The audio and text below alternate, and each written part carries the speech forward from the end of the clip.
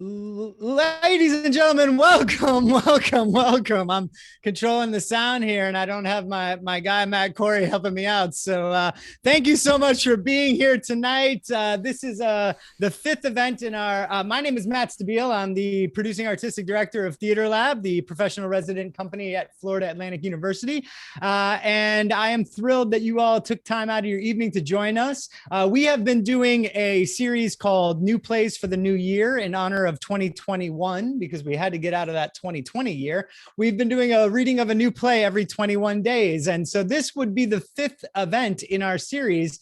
And since we said, we actually have spent the last 2 months working on a new play, so let's share that play instead. And so tonight we wanted to bring you all a special behind the curtain.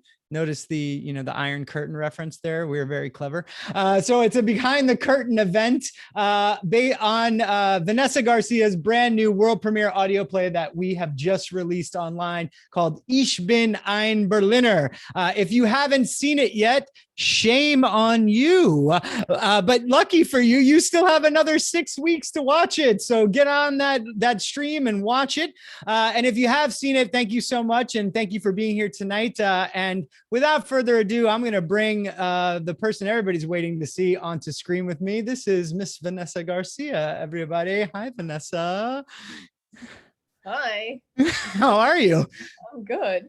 Yeah, it looks good. So we're going to do this very casually. I just want you to know that. We have, a little bit prepared for everybody, and we're going to give you a chance to ask questions later on, but we do want to take this opportunity to kind of take everybody through the show. We're using this as, Vanessa, do you ever watch junk TV?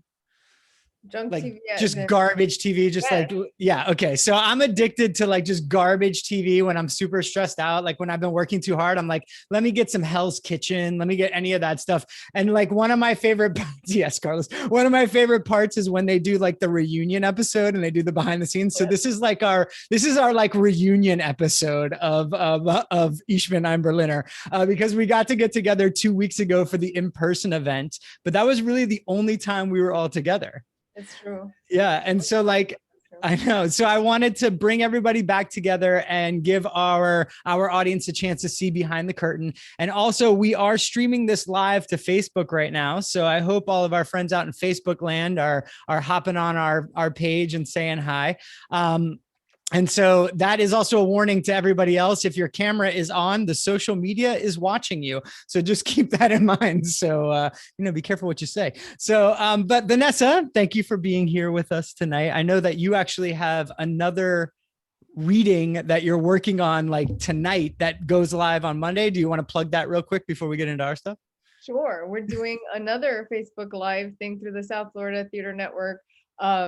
They are doing a playwright development alumni reading thing, and my play Grace, sponsored by Monteverde, it's not sponsored by Monteverde. That's what it's called. Grace, okay. Sponsored by Monteverde. Got it. Don't give them credit if they're not paying you yet. Yeah. They don't exist. They're like a big sign company. But we're going live at 7, I think, again, on Monday. Awesome. So there's that. So tune in. That'll be on Facebook, and South Florida Theater League has information about that. But let's get into our event. It's 7:06. On our little thing that I sent you, I do want to. I'm going to go ahead and bring some people on screen right now. I guess. Let me see how. Well, no, I'm going to wait for that because I can't get everybody on screen. Maybe I can if they're here. But anyway, Vanessa, let's talk a little bit about how the project came to being. So I know we've told this story to a number of reporters already, but I'm not sure that it's gone out there in the World Wide Web. So do you want to start how our first steps of how we got here? Sure. Okay. So this is what I remember the first step to be, and then you can tell me what you remember the first step to be. Oh, maybe we'll disagree. It'll be fun. Yeah. I remember thinking about, this play, something about how much the Berlin Wall had obsessed me, and writing an email to Matt and saying, hey, so I've been kind of obsessed by this idea of why the Berlin Wall and the fall of the Berlin Wall has obsessed me so much, and I want to write this play, and really know what it is, but I know that it starts in a 5th grade classroom, and it would be cool if people on stage were in the classroom, and I imagined everybody at these little old desks, you know, and like there was just all this imagery that was happening in my head that I tried to convey in an email. And then what ends up happening usually to playwrights, at least, you know, to me very often, is like, whatever, that just doesn't get paid attention to, that random email. But Matt wrote back and was like, tell me more. And then we had a conversation. I remember it was like a back and forth. And there was, you know, you were asking, maybe it goes in our one of this series or the other one, I don't know. And then there was a giant like silence for 2020. Like pandemic, quiet, like everywhere. And then somewhere in the middle end, I think, like middle of 2020, or, you know, since when. I think it was like late July, like early August. Okay. You call me and you say, we're gonna do these radio plays and we're gonna commission them. And then the second I hear commission, I'm like, yay. And then you say, you know, you can do whatever you want. And then I asked, well, could I do that Berlin thing? And I feel like you were like, yes, I was hoping you would say that. And then it started. Yeah. I mean, I'm not going to disagree with any of that. In fact, I was answering some of your questions that Vanessa is currently writing an article for American Theater about it. And like you wrote to me, like, why did you say, tell me more? And like, my first answer was like, I think it was just because it was you. Like we had worked together on a couple other projects, but nothing had like fully come to fruition. And so I was like, well, yeah, tell me. And then the other thing was like, when you first pitched it to me and it was like, oh, everybody's going to be in, you know, elementary school desks. And I was like, spoken like somebody who hasn't produced for an audience, but you know, I was like, yeah, no, I love that. But you know, everybody who's here at Theater Lab knows our space is not really set up for like that kind of immersive environment. But I think it was because it was like, how would that work, that I started getting so curious. I was like, wait, let's go down this path a little bit. And then when the pandemic hit, as you said, we decided we wanted to get people working again. That was like the number one goal. And so we went to a couple playwrights and we said, hey, we want to do some audio plays because we want something that'll be useful when nobody's doing Zoom theater anymore, which, you know, we all have our differing opinions about when we hope that is. But, and so we thought an audio play might be a way to go. And I said, you write whatever you want to write. And I was thrilled when you came back and said, what about this Berlin thing? And I was like, oh, I was so hoping you would pick that. So we did the reading back in October, and a lot of the cast who ended up in the full production was on the first reading as well. And you know, I felt like it was this moment for me of like watching that reading land with the audience that I was like, oh, this is the kind of work that you don't always get to do. Like so often when you're running a theater, it's about like what's going to sell tickets and like what are you doing, and it's not all the time that you get to do something that you feel like is also important and like has an effect on the world around you, which is a lot of the reason why a lot of us got into the art in the first place. And so like once I saw that, I was like, okay, well, it's pretty much an obvious choice. We've got to make sure we fully produce this. So then we went for the next like 5 months putting it together and releasing it. We opened on April 3rd, which was your birthday. It was. So happy birthday. And we, April was very important to us. And do you want to like talk a little bit, because today's a big day on that note too, totally unexpected. Do you want to talk a little bit about like why April was such a big deal to make that our target date?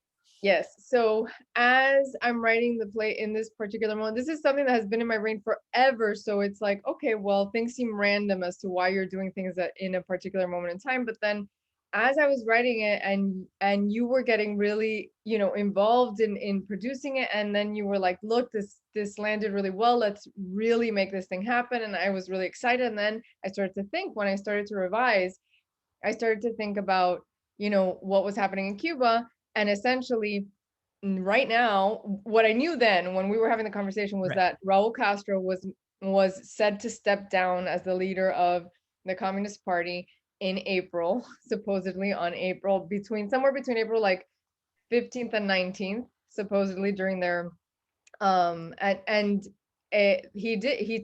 actually did. Yeah.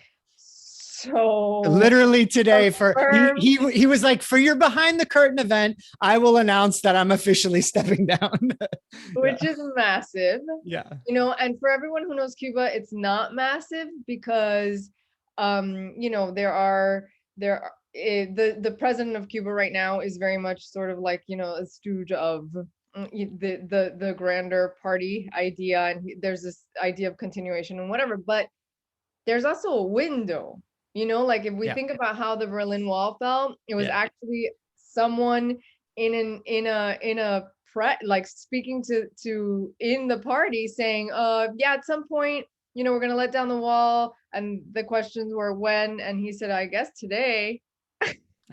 And that's how that started. That's one of my favorite stories that you've told about it. It's like it was this clerical error almost. It was like somebody being like, today sounds like a good day to do this. And then the world changed. It's insane. You look at the paper, you look at that video, and he's looking at the papers. He's like, I guess I don't have an answer to this today. And then everybody heard it and they were like, yes, today. And then once it became a possibility, it was everything. So for me, this is a possibility. And so it's amazing. Well, we are very grateful to you for, you know, sharing this with us. You know, I don't take that lightly. I think that, you know, playwrights and artists everywhere have a choice to which theaters they, you know, bring their work to and share their work with. And so I'm extremely grateful to you for trusting us with this. And it's been a wonderful adventure. And now let's show some people some clips. Yeah. So, so we're going to take you through a couple of things that we did. So Cassie, are you ready? So we're going to start off by sharing some clips. This is the first one we're going to show. This is the very beginning of the show. And it is the first like 5 minutes or so and kind of sets up what the play is about. So enjoy.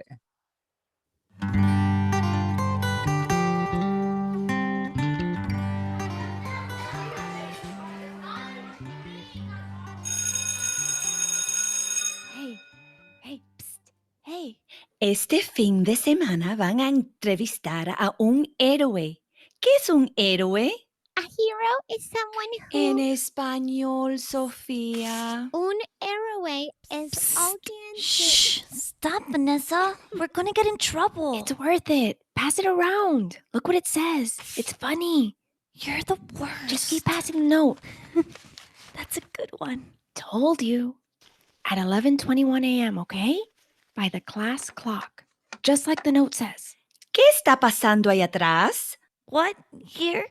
Nothing. Sí, ahí mismito. I don't know what you're talking about, Mrs. Casals. I'm just taking notes about what you're saying. Un héroe no tiene que ser Superman. Puede ser alguien en tu propia vida.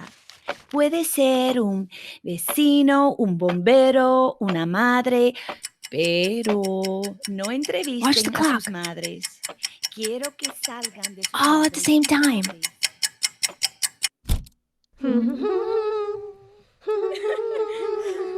This is what you're doing? You think this is funny? Who's responsible for this? I will not act like a policeman in this class. I will not. You have free human will, and this is what you choose to do with it? ¡Qué barbaridad! ¡Qué desastre! Go on, Sophia. Don't be like that. Join us. Everybody's doing it. You're the only one not singing. Everybody jumped off a cliff. Would you? Nazi. You dare call me that? Enough! I cannot be a policeman and I cannot put you in Yale.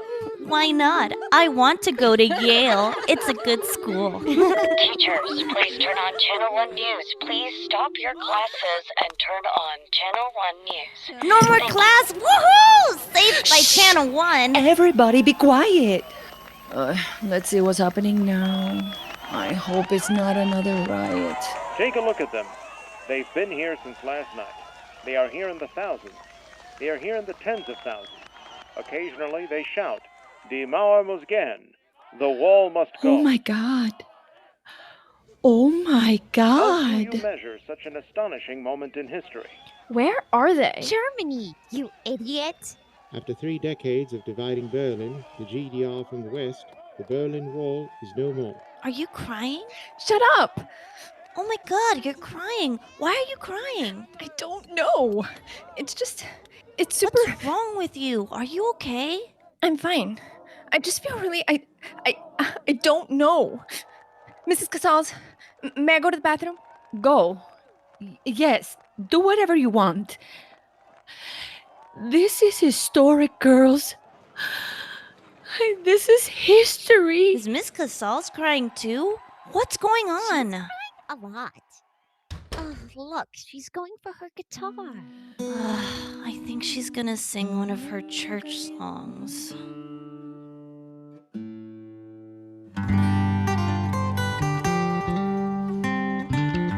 Todo pasa y todo queda, pero lo nuestro es pasar.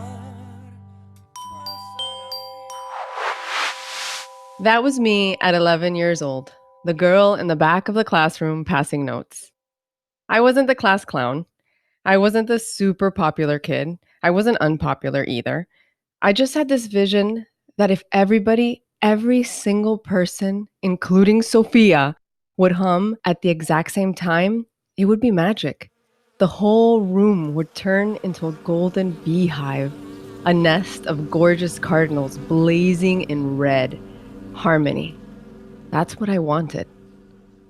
It was all very imagine all the people, I guess. But it was theatrical too. I wanted my classroom to turn into a stage that we lived in, something that would make Mrs. Casals smile despite herself. But instead, the Berlin Wall came crashing down and filled me with a flood of catharsis so giant, it broke me down along with it. I was brimming with emotions I didn't know how to unpack. What I knew was that when I looked up that day at the TV and saw all those people, all those kids hammering away at that wall, something inside me started to rise and I started to cry and I couldn't stop. I was bawling in the green bathroom stall all by myself for the remainder of the class. Then I had to hide out because my eyes were so red and I was so embarrassed. Why did I care so much about Berlin?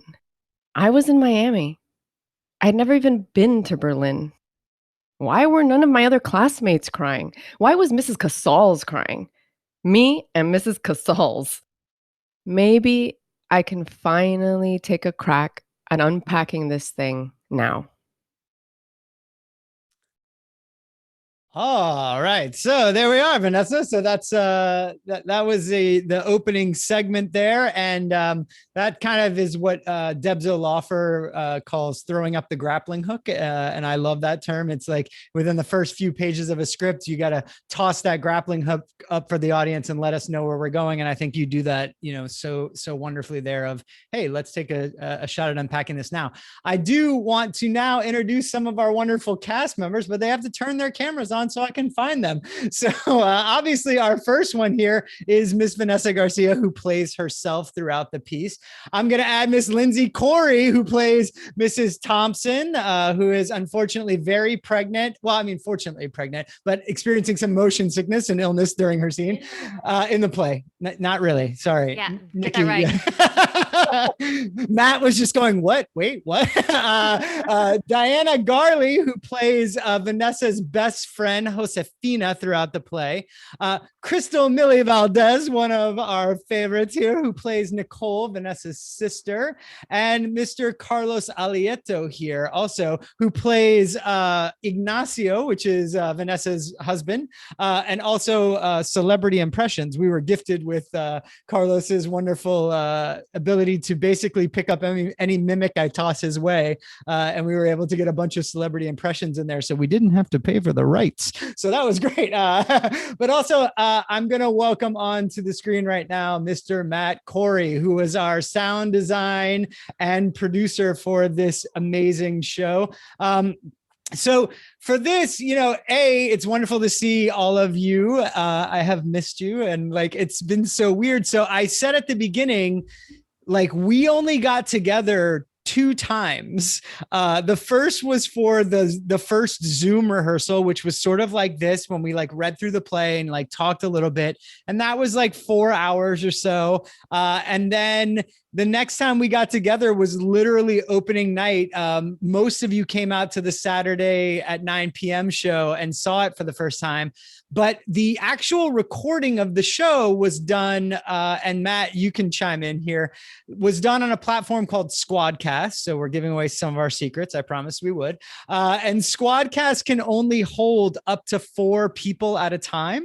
And so Matt was one of those people. I was one of the other people, as you know, directing and trying to keep an eye on everybody. The actor who was recording would be the third. And then our stage manager, Christina Baroniel, who is going to be joining us late because she's working a show, she would be the 4th person on the call. So I think the interesting thing about that is that none of you guys were, what are you saying about?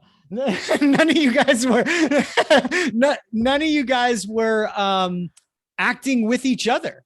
And I think when you see the show or when you hear the show, that's not evident. So Matt, do you want to talk about like why we went that direction? And then we'll talk a little bit about what that was like for the actors.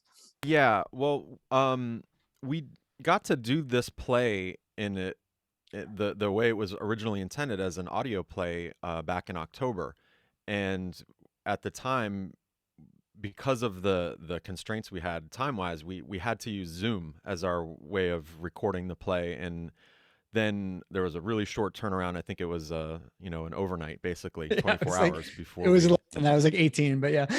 Yeah, so I knew I probably didn't want to do that again, and it wasn't necessarily because of the quality of Zoom. Like Zoom sounds pretty good, but there's no time code, so as far as takes go, you can't locate the recordings very easily. You kind of have to, just drop the needle and listen. So that was one issue, and then the other issue is that a lot of times with Zoom, what you're hearing isn't what Zoom is recording. So when we were hearing glitches while we were recording, and we would retake it, and then I would go back, and as I'm listening to all of the takes, they were all fine. Like we were retaking things that didn't need to be retaken. Yeah.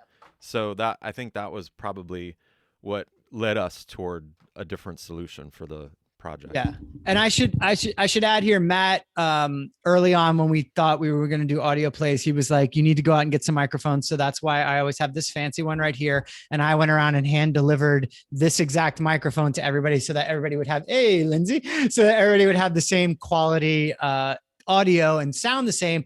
But I also want to point out that like, this is also like a purely pandemic thing, right? I mean, like this was, so I see 3 other fellow members of my union on this screen with me right here. And Actors Equity has been very clear about their rules about what you can do and what you can't do. And I have to say that our proposal to them for this show probably went through faster than like any other proposal that anybody else submitted to them, because we were like, oh, nobody's getting together. Everybody's gonna be at their house on their own microphones and they'll get it from sanitized gloves. And they were like, oh, okay, yeah, go ahead. So this was our way to, not only get work out there for our community, but to get a lot of work out there for our community. We weren't interested in doing a 1-person show or a 2-person show and limiting that. We wanted to get as many people working as possible. So actors, y'all want to talk about what that was like, about like what it was like to like, not be acting with your fellow scene members? Yeah. Well, it was really interesting, but very special to be able to do the first reading and just talk through it and kind of really just get a sense of what everybody was feeling about it. And then it being with just you being like, you remember that moment?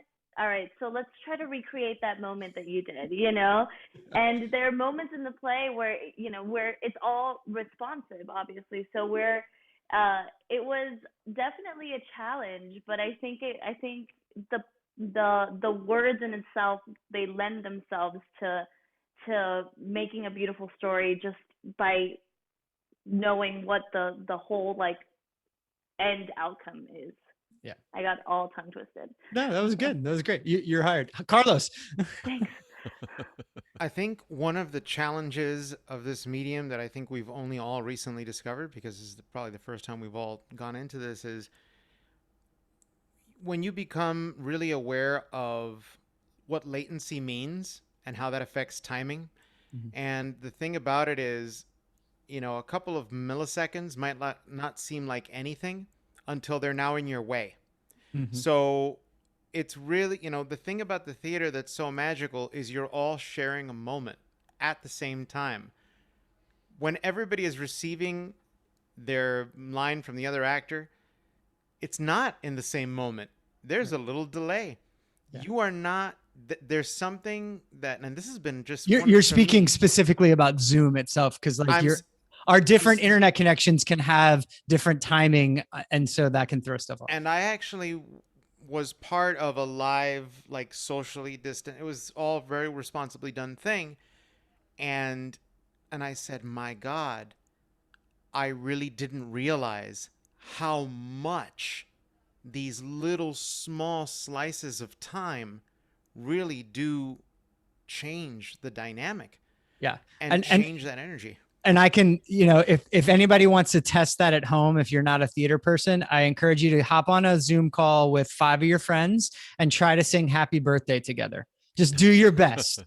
Just do your absolute best and see what happens. So that was, another reason we went one-on-one recordings. Crystal, you had something that you wanted to. No, you're good. Lindsay, you were one of the few people who like was in the same house as another person. Yeah, he was able to run in here and adjust me if he needed to, because I had all of those noises I had to make. You could say it. Lindsay's character, Lindsay's character vomits throughout one of her scenes, so Right. So we played with my proximity to the microphone, and so that was interesting. You would think that being so far away would it pick me up, but he's so good at what he does. Not that Anyway, whatever. I'm a big fan.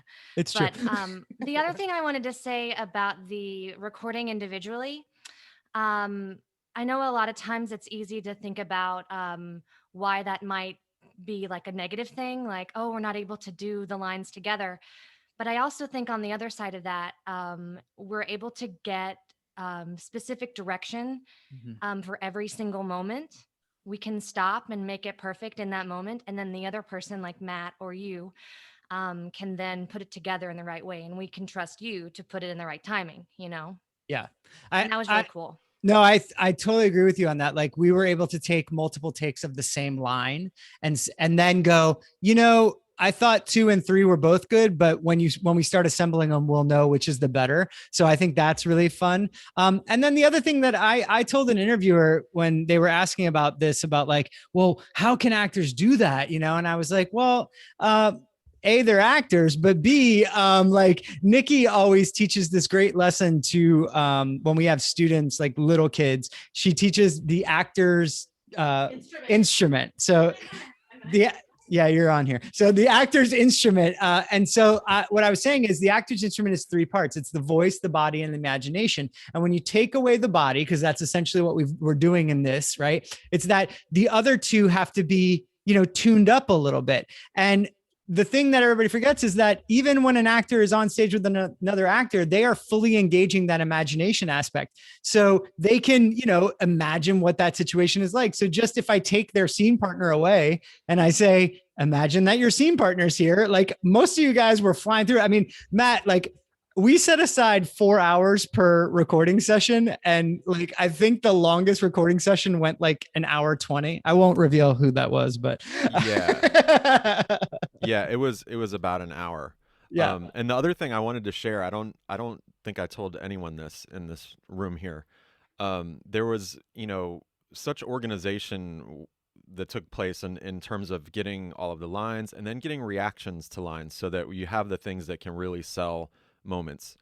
Some of the laughter that you hear in the finished product was actual outtake laughter. I can think of an instance of Diana and Crystal both, where they were actually laughing at something that was said in the session, and we went ahead and used that instead of the laughter that we recorded for that specific moment. So putting that together, it was just something that was interesting to me. Like, when the ones that we recorded didn't work, I wasn't nervous about it because I knew we had so much laughter already that, was like outtake. Yeah. And I'm glad you brought that up because that was the last part that I wanted to get at, which is, every scene we would go through and we'd say, okay, here's the dialogue. What are and we were calling them body sounds, right? Like, which is, we should really come up with a better term than that. But like, it was basically now. That's what it is. No. Yeah. So it's basically like, when you go to pick something up, audience that's listening in, when you go to pick something up, you have like this breath that happens, just like, huh, right? But you tend to, when you're reading a script and you're just like recording your lines, you tend to forget that stuff. And you tend to just be like deliver the line. And then when you get that recording back, you're like, it doesn't sound real. Why doesn't it sound real? And it's because you're missing all of that like natural human stuff that we do. And so like at the end of each session, we would do a body sound recording and we'd be like, and I'm going to make you all do this right now. I'd be like, Diana, can you give me like you're rolling your eyes and an out breath? Crystal, can you give me like a hopeful gasp of air? Lindsay, can you give me a puking sound? Carlos, can you just give me a nightly news anchor? Oh, this again. So, yeah, I mean, you guys were like such a joy to work with, and we're going to bring you back on later because I want to talk to you a little bit about, what it meant to work on the project, but we're going to keep moving so that we're not all here all night. Okay. All right. So I'm going to ask Cassie, I'm going to ask you if you would, we're going to play the second clip, and just to set this up a little bit, this is, let me look. Right. So this is after the second scene of the play, or the third scene of the play happens, which is Miss Thompson's history class. And at the end of Miss Thompson's history class, who Lindsay Corey plays wonderfully, Miss Thompson throws up into a waste bucket because she's having, morning sickness. And so thank you, Nikki. And so then at the end, we go back into Vanessa's narration to kind of find out about like, when else was an important moment that stuck with me? So Cassie, take it away with this clip. It was like that class put the stamp on the letter, so to speak, which I had received and memorized back in the 5th grade.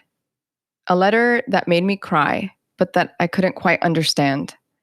A letter that had been filed away and then in the 10th grade got a stamp so it could go somewhere. It got snail mailed to my head, so I could start to figure it out. The letter was long, though. Written in it was everything that had happened in Mrs. Cassell's and Mrs. Thompson's classrooms.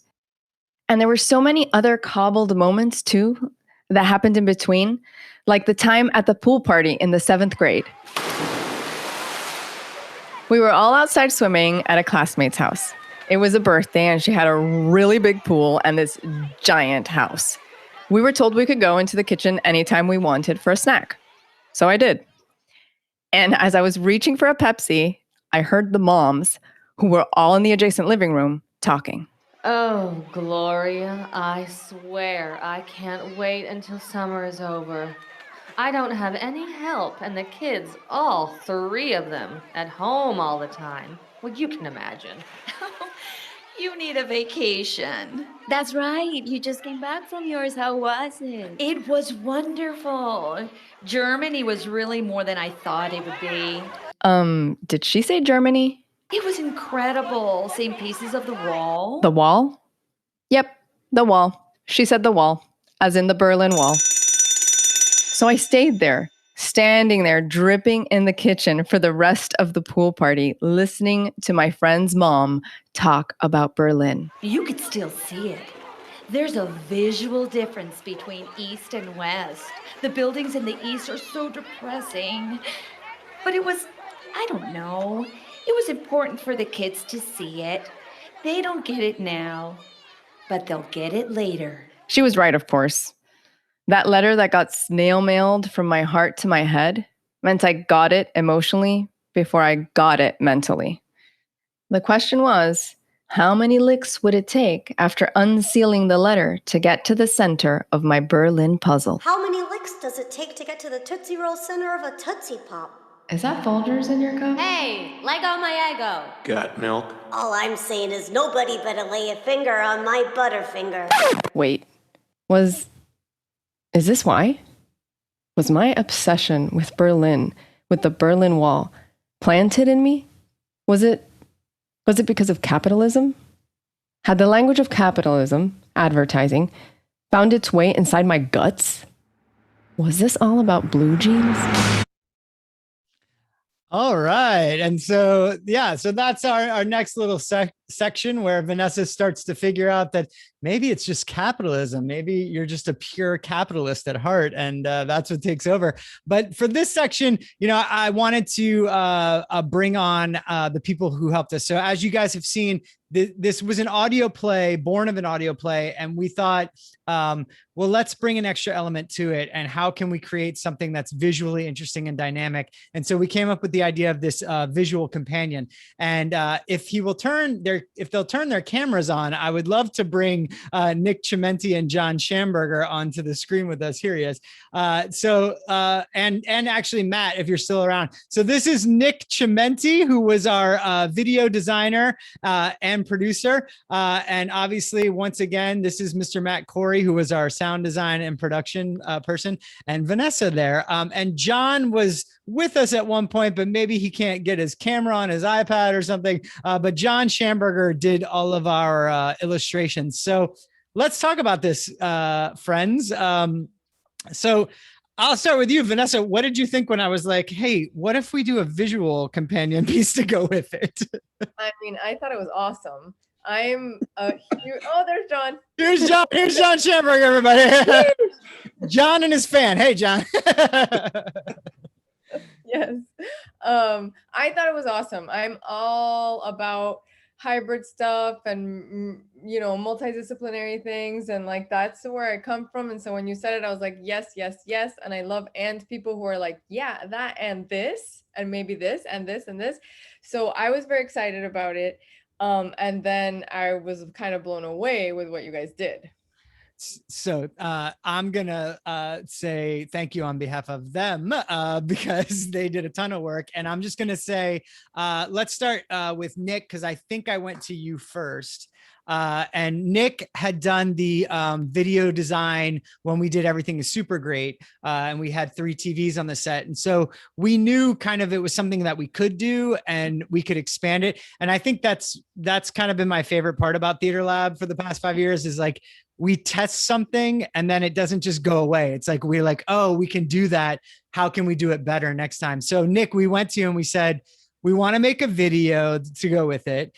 We don't want it to be a film because we don't want it to be like the story. We want it to supplement the story and enhance the story. And also we need you to be done with it in 5 weeks. And you said, the first time I was like, I don't know if I can do this. This is like, and then I thought about it and I was like, this sounds really awesome. And I really want to do this. And so I don't care. I'm just going to make it work. Yeah. And then we went, so Nick and Nick taught me about this great website called Trello, and he opened up a storyboard on there. And we spent about 3 hours going through the entire script page by page and saying, what could the visual be here? What could it be here? And always being smart to like pull back, Nick, I think like that was where we really landed very well, is that like, there were times we were like, oh, wouldn't it be awesome if she got up and did all this? And we were like, and that'll take a week and a half to finish. So let's think about what's the most effective way to communicate this that doesn't tax us too much.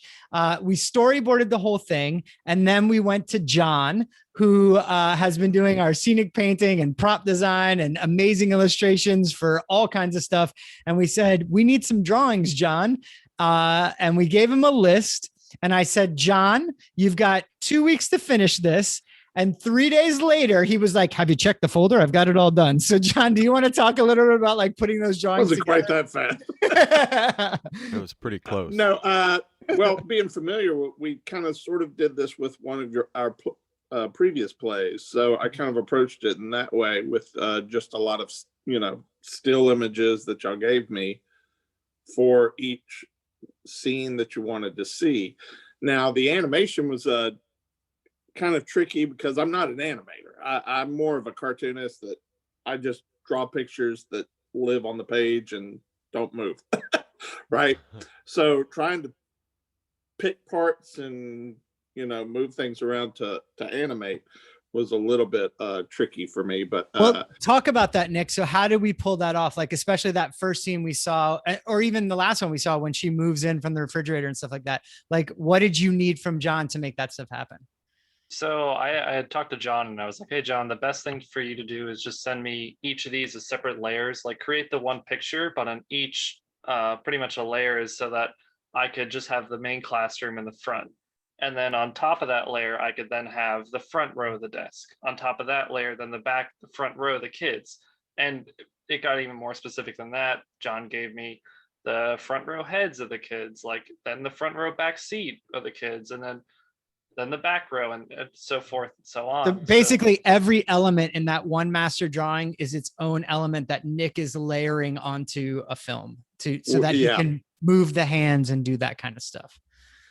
Which is kind of tricky too, because trying to get each element to not just be lines and have holes and that sort of thing, which I think the next play will be we'll even go farther. Yeah. Well, so I'll also say we made a very intentional choice, which was to start in a cartoon sort of place and then move into a comic book sort of drawing place as we moved into more realistic imagery. And you're going to see that in our next clip, that as the play progresses, the images go from drawings and cartoony to more realistic. And John did a couple of actual drawings of actual photos. And so we were able to transition that way. And that was just very intentional to keep the past, the stories that involved in the past, as drawings and as art. And as we move into the present, it's more present tense. But before I let you guys go and we go into this next clip, I do want to talk about, this is Matt and Nick. I want to talk about how this came together because it was very separate, right? Like Matt, you go ahead and talk about like what you did, and then Nick, how you picked up and everything. Well, we kind of, we had 5 weeks. So being that it's an audio play, we decided, well, we'll do the audio as quickly as we can do it and then get that to Nick so that he can do his part of the project. But obviously, once everyone gets their ears on the audio, there's going to be tweaks. Right. So I think the learning process, and I don't think it was cataclysmic as young Nick thought it was going to be at one point. Yeah, young Nick was in a panic. Yeah. I didn't tell you this, Vanessa, but 2 days before we opened, Nick was like, I just don't think we can do this anymore. And I was like, oh no, we're doing it. There's a caveat to that. Thank God. Yeah. Hey, you did a great The tricky job. thing is knowing, when to lock what. Like, right. I sent him a draft of the audio with the idea that there would be some tweaks, but the timing would be close. Now, for a lot of the effects, close is not good enough, because if the bell is ringing, it's ringing. It can't be close. It has to be with it. So, I think when we do this kind of a project again, we have to be a little bit clearer on what's locked. Yeah. So that people aren't chasing their tail. Right. To explain to an audience, there was an initial draft from Matt that was like, this is the audio and it's close. Nick had already started building the video, layered in all that video to that audio track. Then the track got finished. And so time got shaved off of it. And Nick, you can pick it up there. So when you went to look at it with the finished audio track and your video, how off was it? It was, what the scariest thing about it is it wasn't just off like 3 minutes forward. It was 2 minutes in one scene. And this is when I first looked at it, it was like 2 minutes from like 60 seconds from the first one.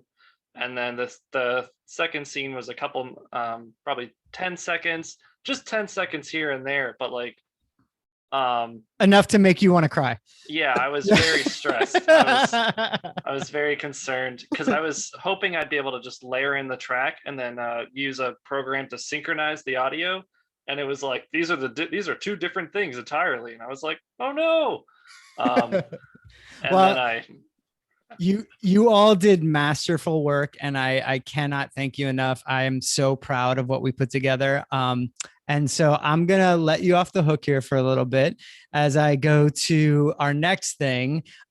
So on that note, I'm gonna take us through, as I said, the show starts to evolve.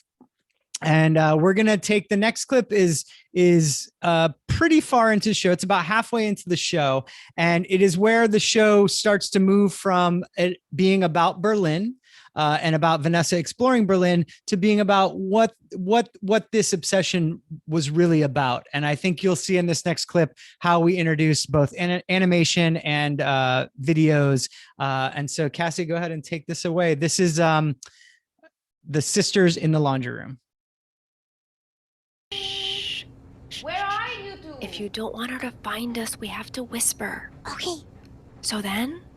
It's so warm and yummy in here. I know. Come up here. Sit on the dryer with me. It's even warmer.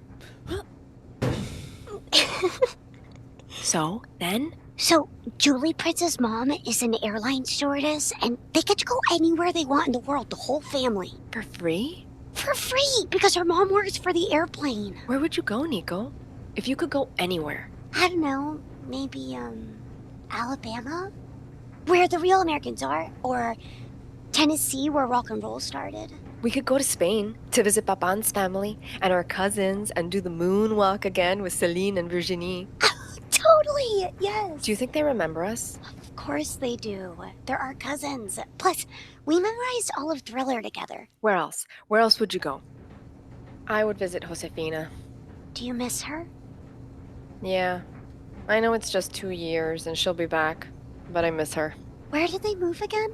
Bahamas, for her dad's work. The Bahamas are an island, right? Yeah, well, islands, plural. Do you think we could go to any island if we could get one of Julie's free trips? I guess. I mean, I don't know how it works exactly, but I don't see why one place is different from another. Could we go to Cuba? Cuba? Could we fly there? Oh. Could we go? I don't think so. I think there's a fence around Cuba, and they only let some people in. The guy at the fence door decides, and then he opens the door or not. What if we told them we were Cuban, that Mamang and Babang and Mom and Dad and everyone used to live there? I don't think they would let us go in. What if we sent signals from the airplane to Mamang's family over there? Do you think they could sneak us in? Do you think they could hear us? I don't know. Maybe if we fly really close, really low down, because I think there's a sound fence too. They can't hear anything from outside and nobody can hear them. That's why it's so hard to talk to the family over there. Maybe if you listen really, really carefully. You know, like when Mamang talks to Cuba on the phone and we have to be really, really quiet when she's doing it so she can hear them. Maybe if we took a telephone on the airplane, we could listen carefully. Maybe. Do you think so? Do you really think so? Do you really think we'll ever see it? Ever? Will they ever let us in? Maybe. If the guy at the fence dies or something. What do you think it's like there? I don't know. But Maman and Papang say it's really green and there's clear water, and they say it's the most beautiful place in the world and that people used to dance there all the time. They say that now everyone has a bicycle, but that it's still green and hot. Hot like here, or really, really gross hot? Hot like in here, I think. Do you think it's the most beautiful place in the world, like Dad says? I don't know.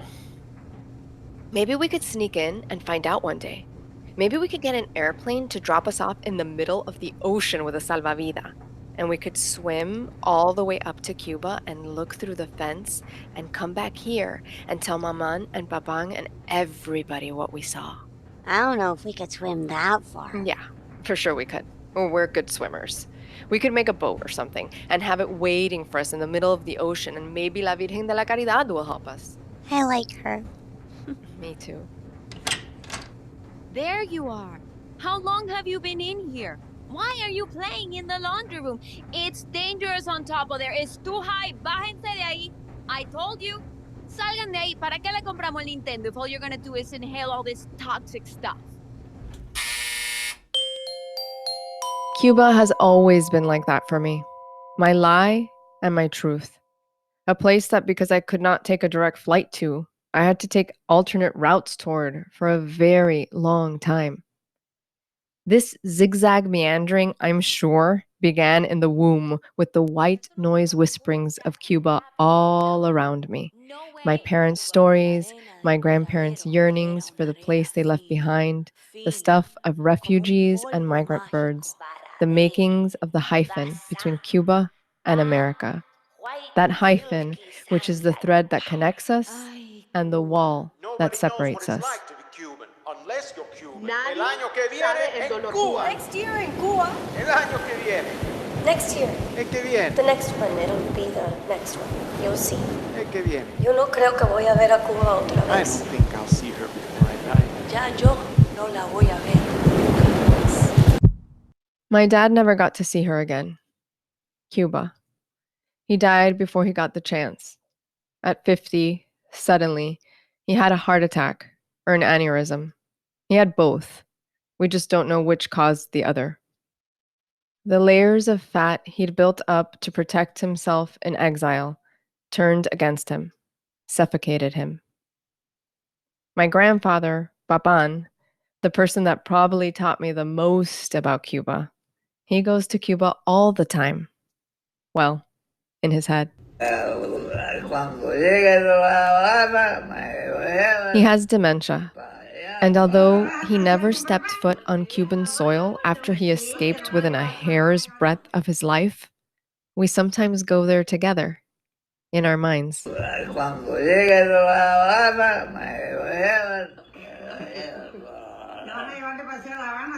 It's wonderful to go to Cuba with him, and sad. I'm grateful every day that I collected his stories before they disappeared. Because that's the thing with Cuba. So much of its history is unwritten and veiled by a regime that shut down the press and freedom of speech. Bárbara, nosotros no tenemos las mismas concepciones. Nosotros no tenemos el concepto de libertad de prensa que tienen ustedes. Desde luego se lo digo. He's basically saying that the only voice the country needs is his. Essentially, tyranny. That's been ongoing for 62 years. This is the place I'm from, the place I couldn't go to for a long time. And so, yeah, so that's where the play begins to turn, and we find out that we start to examine, Vanessa, your attachment to the Berlin Wall being about the wall of water that exists between obviously Miami and Cuba, and how that freedom that was allowed to those young people and older people in Berlin has not been granted to you and your people. And so that's why I wanted to share that part. Also, I just absolutely love all of it. As I was putting in the chat, I love the animation there. And I love seeing and hearing Papan. So that was another element of the show. Vanessa had actual recordings with her grandfather and with her mother. And that is part of the show as well. And I want to bring on two of the actors here. This is Crystal Millie Valdez, who plays Nicole, Vanessa's young sister. And if Carlos is around and we'll turn on his mic, I'll bring him on as well. And anybody else any other actors who want to join in on this one, pop your camera on, I'll bring you in. But I wanted to bring you two on specifically because, this project, I don't want to speak for you. What did it mean to be a part of this project in particular? Either of you. You want to go first? Yeah. Sure. It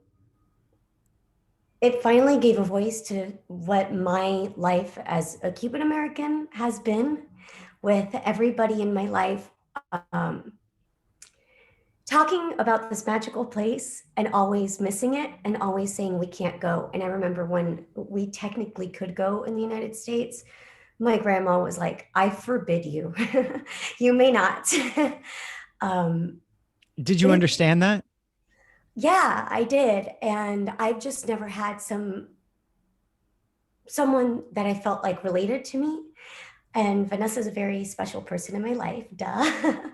I love you very much. And it was just it's been incredible. I mean, I got this has been such a time to reflect on my heritage and who I am and my family because I've missed them so much during this time. And I got married right before the pandemic. I'm living in my grandpa's home. Um, and he passed away here. Like it's just a lot. And getting to do this piece in his house is just so, bad things happen, absolutely. And you think that the rug has been like, I don't know the phrase, but like taken out from under you and you're like kind of falling apart. But at the same time, it's like life gives you these little gifts. It just does because I feel like Vanessa's given a voice to a lot of people, but it also makes a lot of people feel less lonely and seen. So I appreciate this piece very much. Yeah. That's well said. Carlos, did you want to share? Yeah, just kind of to add on to what Crystal was saying about the importance of what I need to say first and foremost, and I've kind of been a bit of a stan for Vanessa Garcia's writing for some time now. A stan, that's kind of like a fan, but like who is based on a weird Eminem music video. Whatever. The point is, I find that she's probably the most articulate voice of my generation to be able to describe that liminal place between being part of one culture yet being part of this one. There's something else I kind of want to highlight. In that clip that we just saw, there's the overlapping dialogue about Cubans talking about when they're going to go back to Cuba the following year. Now, I managed to find in my archives behind me a photo of the business that my grandfather left behind in Cuba. It was an electronics shop, and he sold radios and TVs and stuff like that. And I always boasted that Cuba had color TV before the United States did. And this is from the 40s and 50s, and he had his business there. He was very, very old when he came here. He came here to the United States in 1961 at age 50, which back then was not like 50 now where you're Tony Horton doing P90X. 50 in 1961 is you were half dead. And, he came here. This business that he built, he wasn't an oligarch. And I think it's very important that people understand, there's a lot of romanticizing about the revolution. Oh, and the oligarch. Yes, there was that. But a vast majority of the people that were displaced and that lost everything were just working people. They would be the Joe the Plumbers of today that everybody says, oh, the small business owner. That's the vast majority of the people that really had to get out and that left everything. You were allowed to take 2 changes of clothes and $100 per person in your family. That's it. The day before you left, they would catalog 1 month before your exit visa. They would catalog all your possessions because since you left, you now ceded all of your property to the state. So they would make a list, document all of your stuff, like as if you were moving, but the only thing that's moving is you and not your stuff. The day before you were scheduled to take your departing flight, they would come and make sure everything was still there. The only reason pictures like this exist is because my grandmother, who's still alive at age 92, sewed all of these pictures into her luggage, into the fabric of her luggage, sliced open the luggage, and that's why we have wedding pictures. That's why we have all these pictures, because she smuggled them out, because they check your bags. These are the kind of things that people don't know about because it's been so long ago and it's very painful for people to talk about. But the important thing is, nobody thought in their wildest dreams this was ever going to last this long. When they came here, they thought this was going to blow over in 6-7 months and they were going to go back and all their stuff was going to be right where it was. And year after year after year passed, and 1 year became 5, and 5 became 10, and 10 became 70. And so, you see a lot of older Cubans, especially the first ones, didn't learn English because they thought, what am I going to even bother? I'm going to be there. I'm going to be back home in a year. I'm back there in 2 years. And it was part of the difficulty of assimilating was we never, my grandparents' generation, never imagined they'd be staying here forever. Yeah. It was very different from other exoduses from places where they said, no, there's no way we're going back there. This was, that's such a mess over there. There's no way they're going to be able to maintain that. And that's not how it happened at all. And here we all are. I'm sorry for going on so long. No. I'm glad that you did. I think it's. But I just want to say, Vanessa, I cannot, and I'm going to say it, I'm going to say it again. I cannot thank you enough for making this such a big part of your life's work, because I just think you do it so well, and you do it with such heart, and you do it with such such a good understanding of context and history, and you're able to put it in terms that somebody who isn't a part of it, didn't have the experience, are really able to wrap their head around. That is so difficult. And I'm so grateful for you and for your work, because it's something that I wish I had been better at doing myself, because it's such a big story. Well, So well you thank are doing it. You're sharing and telling it Well, too. yeah. Vanessa, what were you He's saying? amazing though. I'm just like the absolute gift of having people in the show that are saying what Carlos is saying and what Crystal is saying and what everybody here, like it's you get to it's just a gift, because you're telling the story that you feel so passionate about, and then they're already there. Like you guys are there, and you have all these layers behind you. Like you're in your grandfather's house. Look at the look at the alieto behind you. Like this doesn't happen. And as a playwright and as a human being, this is just very, very special to me, and it's everything, because it allows the real voice of the thing to come through. Yeah. And I mean, we were very intentional about in our casting of ensuring that we had that identity represented. And then I also will never forget that, in our first reads, and I know Gabby had another project tonight and she was going to try and join us late, and I don't think she would mind me sharing this. I hope she won't, but Gabby is from Venezuela, and Gabby has, a similar story in a different place. And, in our first sort of read throughs about how this happens. And we talked about, this is happening, I think in general, Americans tend to wash this as like, it's a Latin America thing. It's not. It is happening across the world. It is happening in Asia. It is happening in Africa. It is happening in Europe. It is happening everywhere there are people. There are people who cannot return to their homeland. Everywhere there are people. And like that wall, and the idea that this wall is standing between us. And so for me, it was, I think that to me is the universality of this. And I think what you've done, I always call theater sneak attack learning, because I think you end up learning about stuff because you're listening to a story. And I think this play is an excellent example. And I would love to talk about this all night, but I do want to go to our next thing, and we're going to come back on this because we'll have a little Q&A. So yeah, go ahead, Carlos. Very quickly, because I do have to leave early, and I'm sorry, but I just want to say one thing. Matt, as a producer and as a director, I want to really thank you for taking this on and for telling this story. It's really strange to think that in South Florida, stories like this are told so infrequently. I'm not saying they haven't been done, and I know other people have done work like this.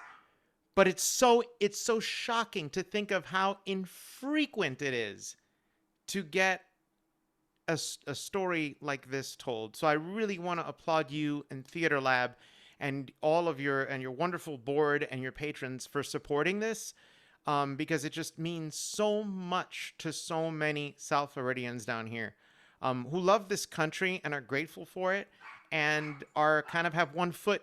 We have got a foot in two places. So anyway.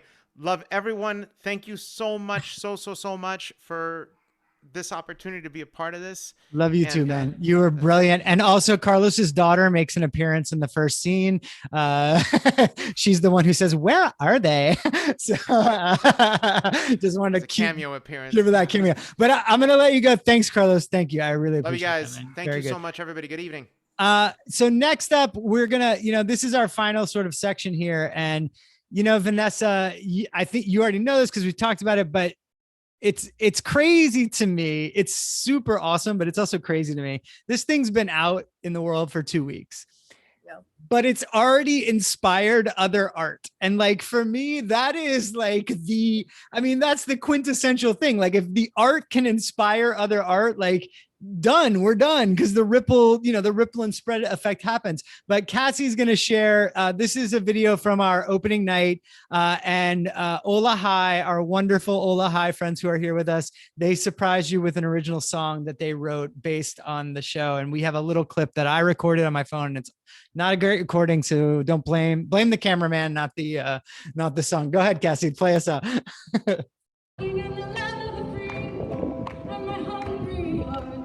Craving for your freedom. If you cage, we can fly, live a life, cause we are not free until we are all free. We are not free until we are all free. Ich bin eine Melon, soy de la tierra roja, walking in the land of the free, and my hungry heart is craving for your freedom. Years went by, east and west became one, and the wall came down. Years go by, years go by, years go by. When can we cross the great divide? We are not free until we are all free. We are not free until we are all free. Happy birthday, Vanessa. That again, it was Vanessa's birthday, and we decided to surprise her with that. Ola High, I saw you here earlier. There you are, let me bring you on. Ladies and gentlemen, this is Ola High, Angelina and Paul, better known as Angelina and Paul to their dear friends. And we I got in touch with you guys and I said, we want to do this live event. We can't have the actors there because of the unions, but we want to make it special. We want it to be something other than the online version. Can you guys live score it? And you guys said, yes, would love to. I think we cut you off mid-sentence and said yes. Yes. and it was really wonderful because we had worked together on a couple of different things, and so like I think we kind of had a language, but I got to meet with them about a week and ahead of the event, and they had the visuals and they had the audio, and they were like, what do you think about this? And there was like no point that I was like, no, don't do that. There were only a couple points that I was like, what if we also added that here, and just did wonderful. So why don't you talk a little bit about how you approach scoring the live event, and then talk a little bit about the song itself, Ich bin ein Berliner.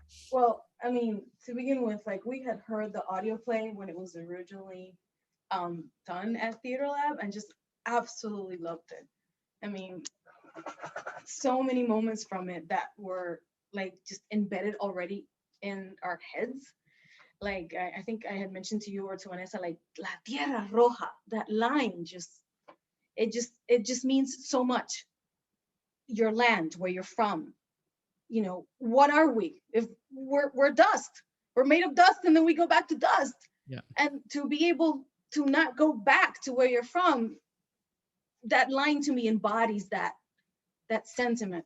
And can I ask before you go on about that? So I'm guessing, and maybe I'm wrong, but there's a line in the play that is Vanessa's mom when she's crying and she says that's my people, that's my land, the red soil, the Cuban people. Is that where La Tierra Roja came? Yes, it is. Very much, yes. And that part always stuck with me. Like that was always that moment always caused me to have goosebumps, and like that sensation of, not being able to return to a place which is fundamental to who you are as a person. And like, soy de la tierra roja, like, you're from there, but you're not there. Yeah. And then And so, and you guys played this for me. So so Vanessa, what happened was they played through all the stuff they were going to play like as the scoring. And I was like, all right, great. I think it's lovely. I'm so, I'm so excited. I can't wait to see you guys. And then I was like, is that all? And they were like, one more thing, but just for you. And I was like, oh, okay, what's up? And they were like, well, we didn't know how to get into this. So do you want to tell this story? You guys should tell this story. You're like, we don't know how to get into it. So like, this is such a personal piece, and it's such a powerful piece, and it means so much, not just to you, but to so many people. And it's like, to be able to make music for it, to us, music comes from such an honest place. It's like a soul. It's like the soul of something that you're trying to carry. So we wanted to, in some way, not from your words, somehow get it through us and feel what you're feeling, feel what your family feels, feel what your papan feels. So we wanted to explore that. And then this melody came up. We were driving and I just started la la la la la, and we recorded on the phone. And then next thing you know, I mean, it was like that quick. We jotted it down, we had it. We're like, okay, now we can we can start like developing things based on that emotion. So at the end of our meeting, go ahead, Paul. It's almost like writing a title on top of the page. Yeah. It was like your key into the rest of the script.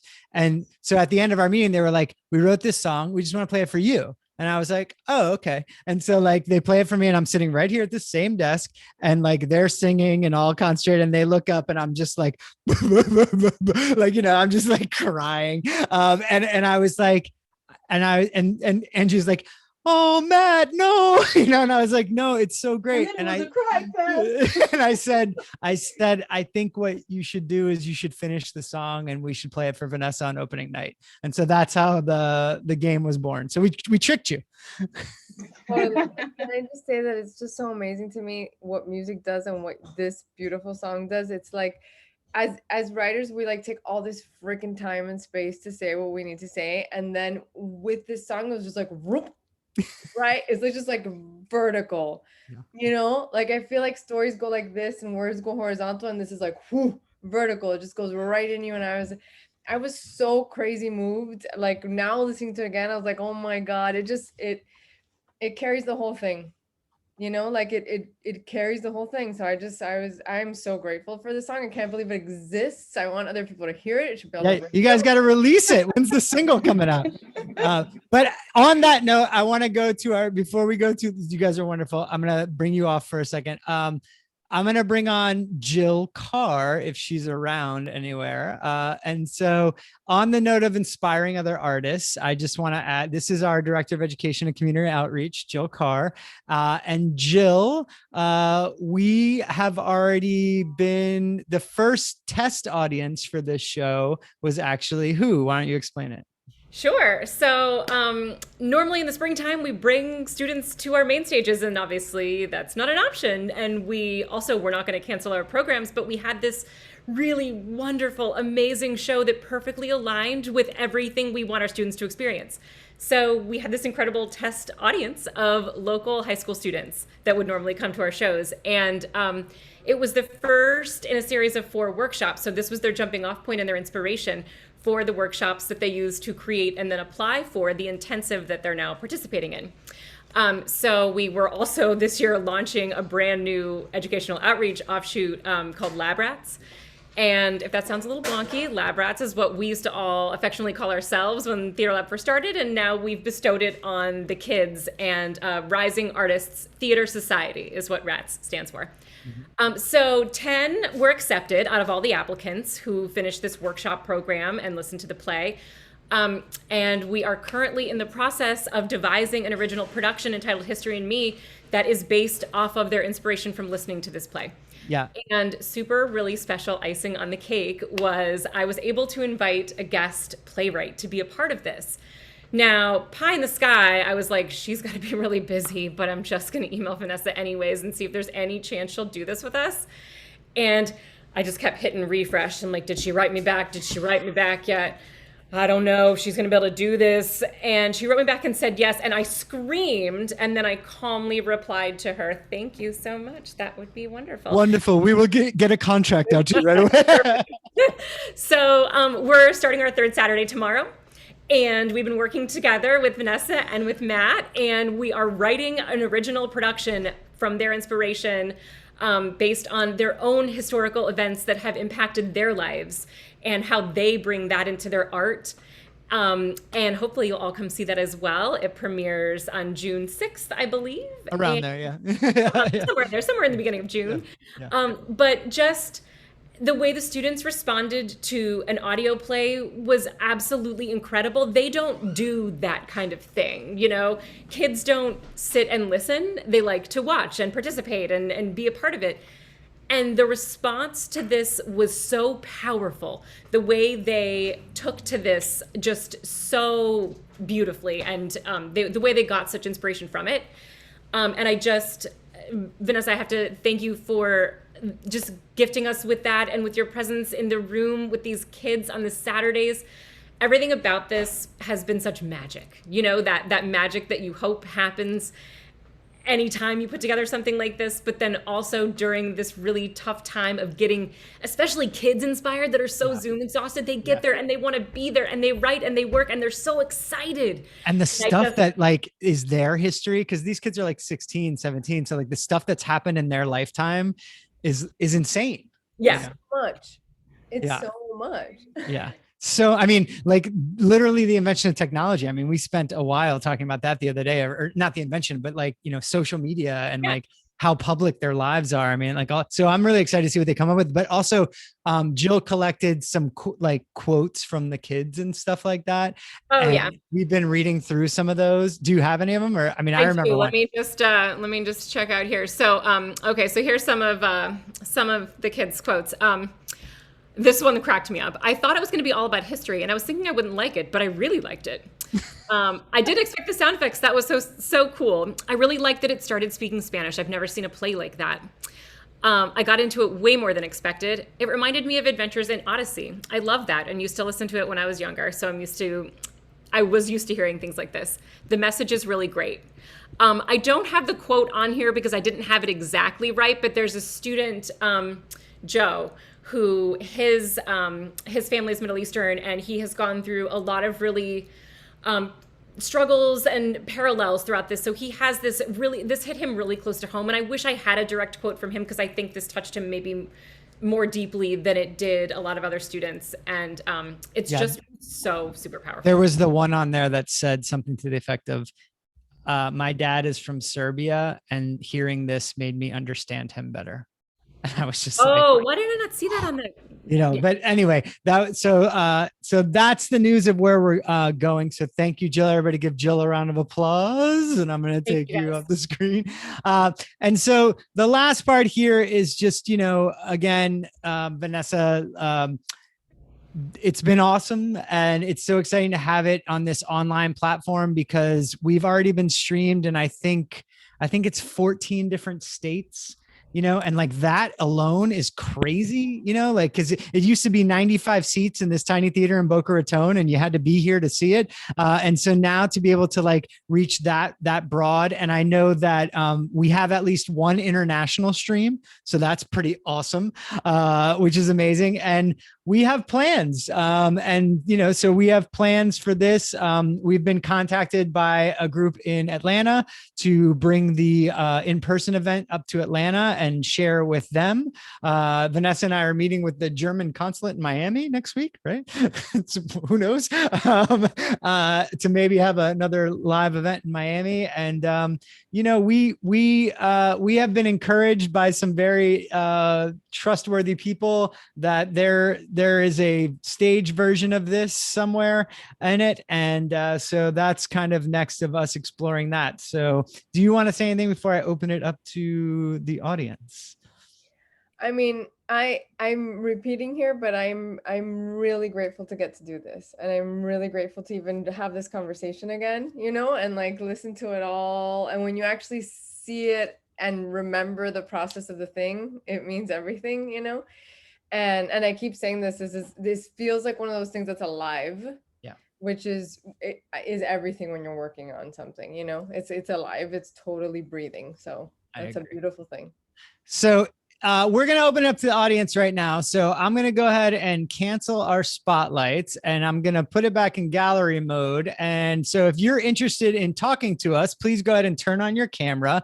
And you can, if you want to raise your hand, we'll take your question on camera or your thoughts or anything like that. Or if you want to type it in the chat. And I think we also have, I think our friends are monitoring Facebook feeds. So if any questions come up on the Facebook feed, this is it. So this is your chance, audience. Any questions, comments, witty banter that you would like to bestow upon us, now is your time. Lou says, congrats, everyone. The best is yet to come. I believe that is true. I believe that is true.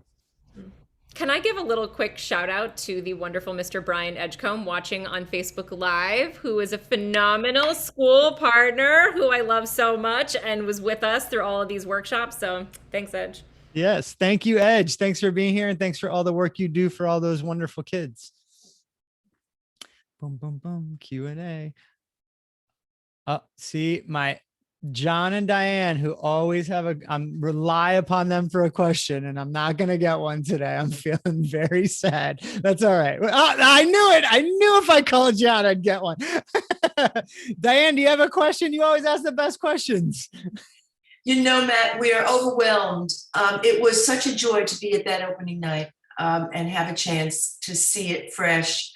Vanessa, you didn't know us, but we were there with you, and it was really a delight and an education. And then having a re-exposure tonight and watching how it evolved and understanding how this kind of work affects people's personal lives is very special. You don't often have this opportunity, even in other art venues.